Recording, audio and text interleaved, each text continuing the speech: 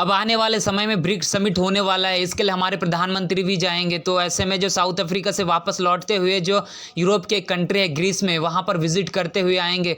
वहाँ पर विजिट इसलिए करेंगे कि हमारा ट्रेड जो है यूरोप के साथ किस प्रकार से हो और ग्रीस के साथ किस प्रकार से हो। तो और इस सारी चीज़ों के बारे में बात होगी और ये हमारे लिए बहुत ही बड़ा मेजर डेवलपमेंट होगा। और लेकिन हम जानते हैं कि हमें यूरोप में किसी ना किसी प्रकार से सामान तो पहुँचाना ही, अपने एक्सपोर्ट तो करना है।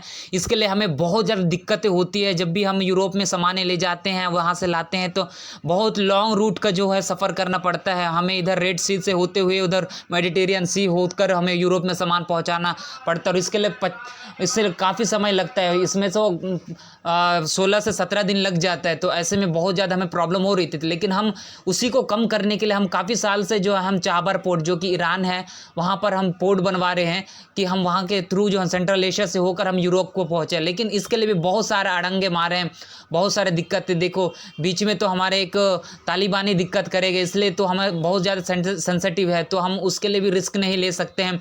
और पाकिस्तान तो है ही, लेकिन उसके बाद उसके अलावा दूसरा रूट्स लेना चाहे तो ईरान से होते हुए आपका अजरबैजान और आर्मेनिया, टर्की से होते हुए, अब ब्लैक सी होते हुए हम ले जाने की कोशिश कर रहे थे। लेकिन वहाँ पर एक और प्रॉब्लम है ईरान में, तो ईरान के साथ तो हम ट्रेड भी नहीं कर सकते हैं ज़्यादा, क्योंकि सैंक्शंस अमेरिका का बहुत ज़्यादा है। और इसके अलावा जो अभी ले भी जाएंगे वहाँ से रूट बनाते हुए तो बाई रोड, लेकिन वहाँ पर अजरबैजान है जो हमारे लिए प्रॉब्लम क्रिएट करेगा, क्योंकि जो अजरबैजान है हमारा एक दुश्मन कंट्री के रूप में व्यवहार करता है।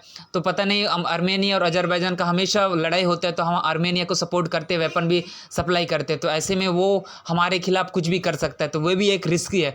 और अभी एक रूट की बात हो रही है, वो है हमारा ओमान होते हुए सऊदी अरबिया, जॉर्डन से होते हुए हमारा सीधा जाएगा मेडिटेरियन सी और ग्रीस पहुंचेगा। देखो भाई, ये तो सस्ता रूट पड़ रहा है और बहुत ही हमारे लिए खर्चे भी कम आएगा। यहाँ पर 8 से 10 दिन में हमारे सामान पहुँच जाएंगे इसके थ्रू। तो और खर्चे जो भी खर्चा हो रहा है तो वो भी सस्ता पड़ जाएगा। तो ये हमारे लिए बहुत बड़ा एक मेजरमेंट है। लेकिन एक और प्रॉब्लम है कि ग्रीस में एक पोर्ट है पियरेट्स पोर्ट्स करके, वहाँ पर जो है चाइना जो है उसको कब्जा कर, इट मीन्स कब्जा मतलब खरीद के रखे। देखो यार, चाइना हर जगह इस समय दुनिया में फैला हुआ है, जहाँ उसको खाने का मिले ना वहाँ कूद पड़ता है। तो उन्होंने वहीं पर ग्रीस का है वो एक्चुअली वो पोर्ट उसको लेके रखा है, 67% उसका हिस्सेदारी है।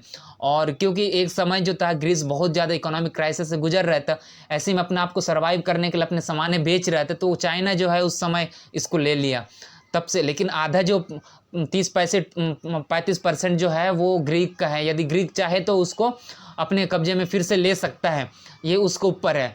बट यदि हमें ज़्यादा से ज़्यादा चाहिए कि इसके अलावा हम यदि अच्छे से ट्रेड करना है तो चाइना के साथ हमें कोऑपरेट करना पड़ेगा वहाँ, या निगोशिएशन करना पड़ेगा। नहीं तो हम ग्रीस के साथ कुछ और ऐसे बात करें या उसको पैसा दे ताकि वो पोर्ट को दोबारा वापस ले सके और हम भी उसको यूज़ कर सके और अपने सामान आसानी से बेच सके।